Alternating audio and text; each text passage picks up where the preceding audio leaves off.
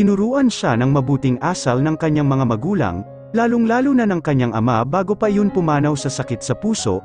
Ayon sa kanyang Papa June, minsan ka lang magsinungaling ay magiging kaduda-duda na ang lahat ng sasabihin mo. Pero paano niya sasabihin ang totoo sa isang taong tila ang tingin sa kanya ay isang buhay na alaala ng anak nito? Nang lumapit sa kanya ang ina ni Gabriel ay isang mahigpit at mainit na yakap ang unang ibinigay nito sa kanya. Hinalikan siya sa pisngi at natutuwa na sa wakas ay nakilala na raw siya.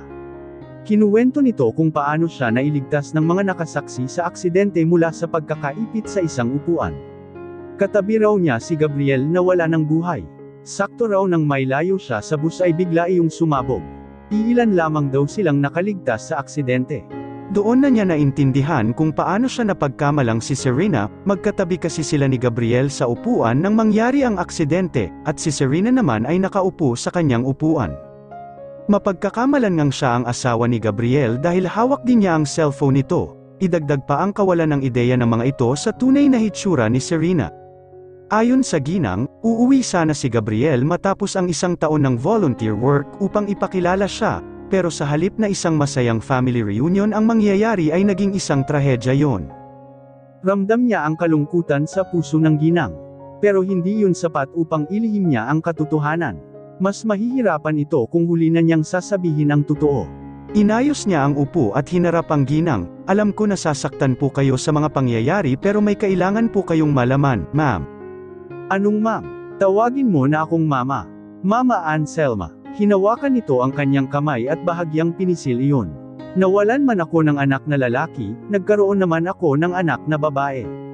At ikaw iyon, Katrina. Alam kong mahal na mahal ka ng anak ko. Kaya naman kahit wala na siya, alam kong masaya siya dahil aalagaan kita. Ituturing kitang tunay na anak ko. Tila binibiyak ang puso niya sa mga naririnig mula sa ginang, alam niyang kahit mukhang matatag ay namatayan pa rin ito ng anak. Sigurado siyang nagdurusa pa rin ito sa loob. Pero wala siyang balak na hayaan itong mas masaktan pa sa huli, sasabihin din niya ang totoo. Hindi lamang para itama ang mali kundi para maiwasan niyang mas maging komplikado pa ang mga pangyayari. Pinilit niyang kinalma ang isip bago magsalita. Nais niyang pumili ng mga tamang sasabihin para hindi siya mahirapan sa pagpapaliwanag sa ginang. Akmang tatayo na ang ginang mula sa pagkakaupo nang hawakan niya ang braso nito. Sandali lang po, may sasabihin po ako. Buong pag-aalalang tiningnan nito, may masakit ba sayo? Tatawagin ko ba ang nurse? Napakabait talaga ng ginang, nagmana rito ang anak nitong doktor. Umiling siya, wala po, okay naman po ako, gusto ko ang isang napaka-importanteng bagay. Natigilan ang ginang sa sinabi niya at saka bumalik sa pagkakaupo, bakas sa mukha nito ang pag-aalala. Ano to kasi po, hindi niya agad natuloy ang sinasabi nang biglang may kumatok sa pinto, pumasok roon ang nurse na kani-kanina lamang ay kausap niya. Pasensya po sa abala ngunit may gusto pong kumausap sa inyo, Mrs. Mijares. Sa akin paglilinaw ng ginang, umiling ang nurse. Tila nakalimutan nitong pareho sila ngayon ng ginang na Mrs. Mijares. Pasensya po ulit, ang ibig ko pong sabihin ay ang pasyente, meron po kasing gustong kumausap sa kanya. Ang doktor ko ba? Tanong niya sa nurse nang balingan niya ito. Hindi po mga pulis po, magtatanong raw po tungkol sa aksidente. Diyos ko, bigla na lang nagrigada ng puso ni Elenita nang marinig ang salitang pulis. Bakit ba siya na nasadlak sa ganoong sitwasyon? Kailangan na niya talagang makaalis doon sa lalong madaling panahon kung hindi ay manganganib talaga ang kalayaan niya, hindi siya pwedeng madakip ng mga pulis. Pakisabi na masama pa ang pakiramdam ko, nais ko munang magpahinga, kung pwede bumalik na lang sila sa ibang araw, o di kaya huwag na silang bumalik pa. Ang mabuti pa ako na lang ang kumausap sa kanila upang maipaliwanag ko ang kalagayan mo, pagpipresenta ng ginang. Tinapak rin nito ang kanyang balikat na tila ba ina-assure siya na okay lang ang lahat. Mas mainam nga yata yun, wala talaga kasi siyang balak na makipag-usap sa pulis. Tumayo ang ginang at sumama sa nurse, naiwan siyang nanlalamig pa rin dahil sa kaba.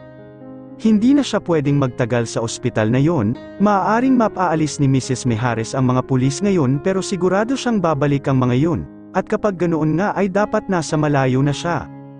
Muli niyang naalala ang rason kung bakit siya tinutugis ng mga pulis. Siya ang main suspect sa pagkamatay ni Lolo Fidel. Alam niyang mas bibigat ang kaso laban sa kanya dahil sa ginawa niyang pagtakas pero wala siyang pagpipilian. Hindi siya pwedeng mahuli dahil siguradong maipapakulong lang siya ng walang sala. Isumpa man ang buhay niya at buhay ng kanyang pamilya, ay hindi siya nagkamali sa ibinigay na gamot o nagpabaya sa trabaho. Nararamdaman niyang may ibang rason sa pagkamatay ni Lolo Fidel, at kailangan niyang malaman kung ano yun.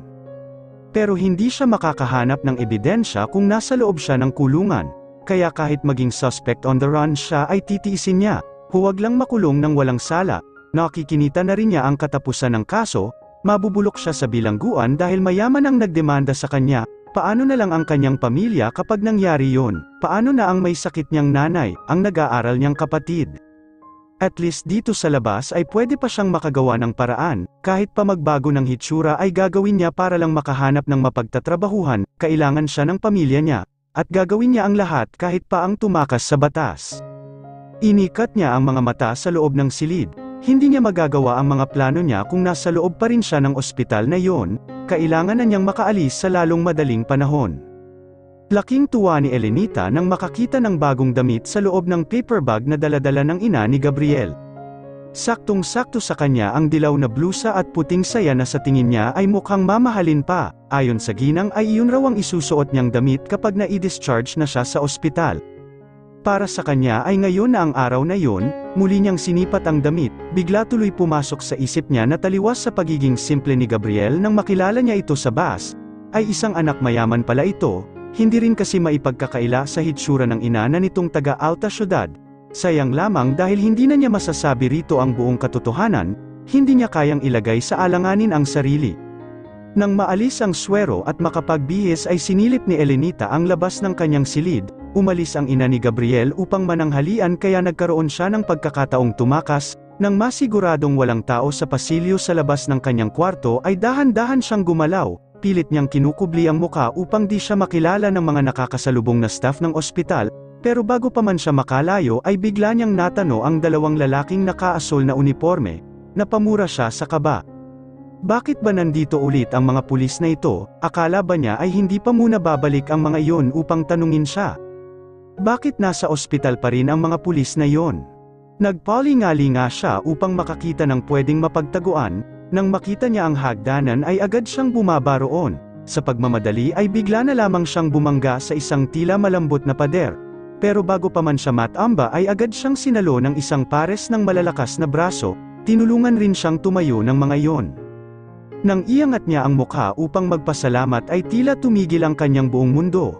Napaatras siya mula sa nakita at pilit na kinukusot ang mga mata upang masiguradong hindi siya nagkakamali. Hindi maaari paanong inilapit ng lalaki ang mukha nito sa kanya hanggang sa halos 1 pulgada na lang at maglalapat na ang kanilang mga labi. Nakatitig naman sa mukha niya ang mga mata nito na tila ba kinakabisa nito ang kanyang hitsura. How exquisite, tila bumigat ang ulo niya at di siya makahinga sa narinig at nakikita, dinadalaw siya ng isang kaluluwa, ang kaluluwa ni Gabriel. Naramdaman niya ang paglakbay ng mga kamay ng lalaki sa kanyang mukha, at bago pa man siya makahuma ay bigla na lang nagdidilim ang kanyang paligid. Napabalikwas si Elenita nang magising, agad niyang inikat ang mga mata sa paligid at doon na niya na lamang nasa loob muli siya ng kanyang silid, sandali siyang napaisip kung totoo ang kanyang nakita. Panaginip lang ba, pero kitang-kita niya na ang doktor na si Gabriel ang lalaking nakasalubong niya kaninang tumetakas siya. Hindi kaya galit ang kaluluwa nito dahil hinayaan niyang akalain ng mga tao na siya si Serena? Agad siyang umalis sa kinahihigaan at inayos ang sarili, hindi siya maaaring magtagal roon, baka magpakita muli sa kanya si Gabriel, baka nais na talaga nitong itigil niya ang pagpapanggap. Pero hindi pa man niya masuot ang sandals ay biglang bumukas ang pinto ng silid. Mrs. Mijares, may pupuntahan ka ba? Hindi na niya kailangang hulaan kung sino ang lalaking pumasok base sa suot nitong white coat at dalang chart, mukhang ito na nga ang attending physician niya.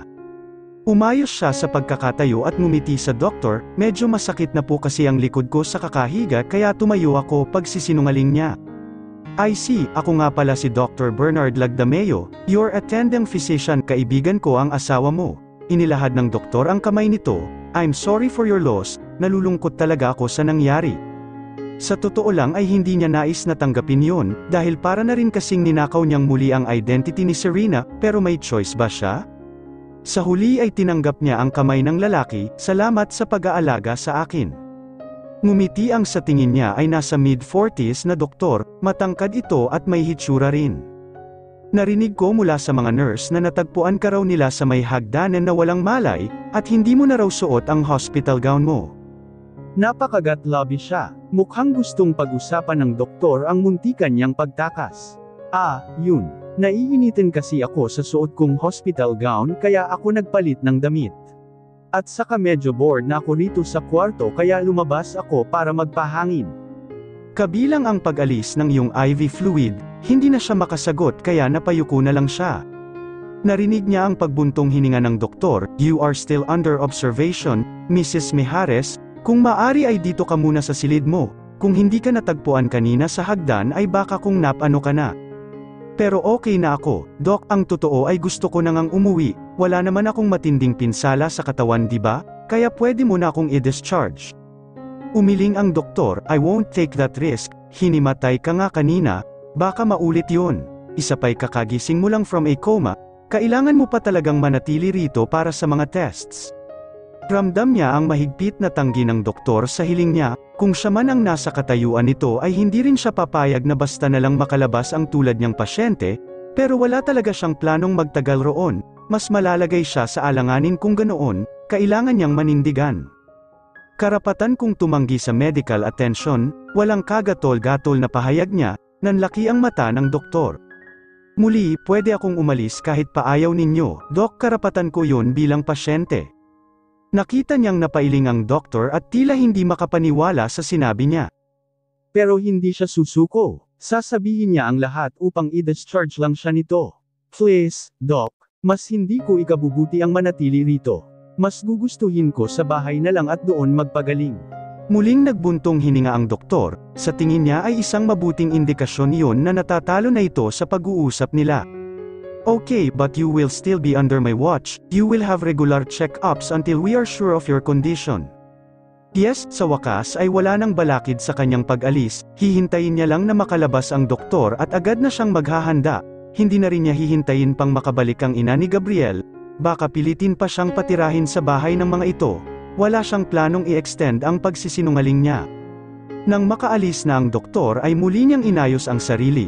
Ora mismo ay aalis na siya, "Pasensya na po sa inyo, Ma'am Anselma, pero kaya nyo naman po sigurong bayaran ang hospital bills ko, aalis na po ako rito, sa tamang panahon ay ipapaalam ko po sa inyo ang katotohanan, pero hindi po ngayon, hindi ngayon na naiipit ako sa isang hindi kaaya-ayang sitwasyon."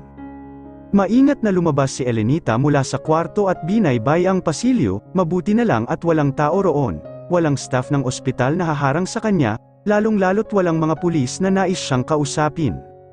Mahigpit ang hawak ni Elenita sa supot ng prutas at pagkain na dinala mula sa kanyang kwarto.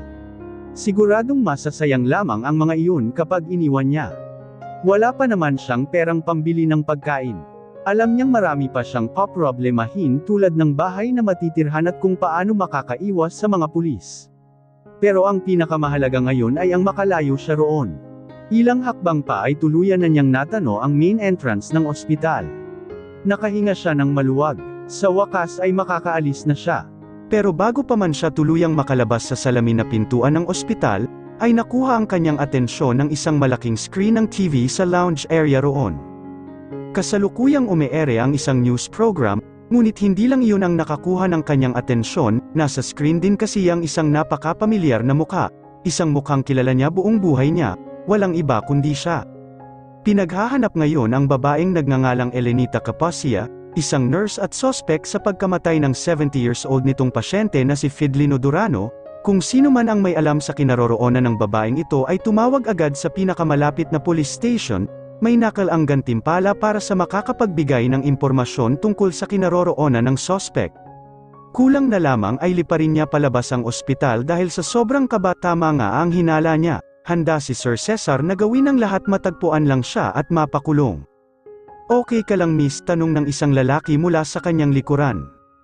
"Oo, okay lang ako." Nahigit niya ang kanyang hininga sa nakita, isang pulis pala ang nakatayo roon. Oh no? Kailangan niyang kumilos ng normal kung ayaw niyang tuluyang mahuli. "Miss?" tanong ulit ng pulis sa kanya, huminga muna siya ng malalim bago sumagot, "Oo, okay lang ako." Sigurado ka, para ka kasing nanginginig, okay lang ako. Pagkasabi ay mabilis niyang nilakad ang kalsadang patungo sa highway. Sa pagmamadali niya ay nagkandahulog-hulog na ang mga prutas na nakalagay sa supot, hindi niya namalayang nabutas na pala iyon sa sobrang pagmamadali. Miss, ang mga prutas mo. Bakit ba ang kulit ng pulis? Hindi talaga siya tinatantanan. Hindi niya pinansin ang pulis. Hindi pwedeng makita nito ang mukha niya. Baka makilala pa siya. Nagpatuloy lang siya sa paglalakad ngunit naririnig pa rin niya ang boses ng pulis sa di kalayuan. Bilis Elenita, paano na lang kung makita siya at makilala nito, mahuhuli siya, makukulong, masisintensyahan ng walang kasalanan, paano na ang kanyang pamilya, paano niya masusuportahan ang pagpapagamot ng kanyang ina, mas lalong hindi may pagpapatuloy ang pagdadialysis nito kung nasa loob siya ng kulungan? Kailangan niyang iwasan ang pulis, kailangan niyang makalayo ngayon, kailangan niyang. Serena, napaangat siya ng mukha at nakitang lumabas mula sa isang kotse ang isang magandang ginang. Mama Anselma, anong ginagawa mo rito sa labas? Hindi ba't dapat nasa kwarto ka at nagpapahinga? Baka kung hindi na niya pinatapos ang ginang at mabilis siyang pumasok sa kotse nito. Umupo siya sa bandang likod kung saan lumabas ang ginang, bakas sa mukha ng matanda ang pagtataka sa kanyang ginawa. Tayo na po, iniaya niya. Teka lang, ano bang nangyayari, Serena? Discharge na po ako ng doktor, maari po bang umalis na lang tayo? Malamang ay desperado na ang tono ng kanyang pananalita, dahil bakas pa rin sa mukha ng ginang ang pagtataka. Kaya naman kinalma niya ang sarili bago nagsalita ulit. Ayoko po sa ospital, pakiramdam ko po mas lalo akong nanghihina roon. Gusto ko pong umalis na, pakiusap po. Sa wakas ay nakita niya ang pagtango ng ginang at saka tumabi sa kanyang pagupo.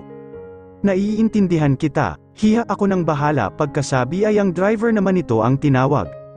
Pedro, tayo na. Sinulyapan niya ang bintana at nakitang tumigil na ang pulis sa paghahabol sa kanya. Doon na siya nakahinga ng maluwag, parang isang bloke ng semento ang naalis sa kanyang dibdib. Napapikit siya at saka nagpasalamat sa Diyos. Saan po tayo, Ma'am Anselma? Napamulat siya nang marinig ang tanong ng driver. Idiretso mo sa bahay, kailangang makapagpahinga na ang Ma'am Serena mo. Agad niyang nilingon ang katabing ginang, nais niyang ipahinto ang kotse at bumaba na lamang siya pero ni isang salita ay wala siyang naisatinig, naubos na ang kanyang mga dahilan. Pagdududahan na siya ng ginang at ayaw niyang mangyari iyon. Baka ito pa mismo ang maghatid sa kanya sa police station, kailangan niyang magpatianod na lamang sa sitwasyon. Saka na lamang siya ulit hahanap ng pagkakataon para makatakas. Sa ngayon ay kailangan muna niyang maging si Serena. Poong mahabagin, alam niyang may kaya ang pamilya ni Gabriel dahil nakapagtapos ito ng kursong medisina, bakas din sa ina nito ang napakasopistikadang ayos, pero hindi niya inakalang sobrang yaman ng mga ito. Mula sa gate ng bahay hanggang sa malawak nitong hardin ay naguhumiyaw iyon ng karangyaan, well-maintained ang mayayabong nitong mga tanim na bulaklak, ang greenhouse naman nito ay napaka-eleganteng tingnan. Ilang metro pa ang itinakbo ng sasakyan bago iyon huminto sa isang bahay. No, erase that, hindi yun basta bahay, isa yung mansyon. Napakagarang mansyon, hindi niya kailangang maging architect o engineer upang malaman kung gaano kamahal ang istrukturang iyon, yari ang bahay sa pinaghalong makaluma at modernong disenyo. Napaghahalataan ang mga ninuno ni Gabriel noon pa man ay mayayaman na. Pagkababa ng sasakyan ay iginiya siya ng ginang papasok ng mansyon, mas nalula pa siya nang makita ang mga muebles sa loob ng bahay, mula sa napakalaking maladiamanteng chandelier, hanggang sa isang grand staircase patungo sa ikalawang palapag ng bahay, mula sa mga upuan at malalaking florera, mula sa mga carpet at sa mga kurtina. Hindi niya tuloy malaman kung hotel ba yun o bahay pa. Serena, ayos ka lang, kanina pa kita tinatawag? Kanina pa siya nalulula sa kanyang tinatayuan kaya marahil wala siyang narinig mula sa ginang. Opo, okay lang po ako. Mabuti pa, ihatid na kita sa kwarto mo at nang makapagpahinga ka na. Tumango siya bilang pagpayag sa suhestyon ng ginang, pero hindi pa man sila nakakahakbang ay may boses ng lalaking bigla na lang nagsalita. Natutuwa akong makita ka. Serena, agad niyang sinundan ang pinanggalingan ng boses, napadako ang tingin niya sa pinakataas na baitang ng grand staircase. Isang matangkad at makisig na lalaki ang nakatayo roon, at bago pa man niya mapuri ang gwapong mukha nito, ay agad bumalot sa buo niyang katawan ang takot at gulat. Gabriel, pero patay ka na. Yes, it's me.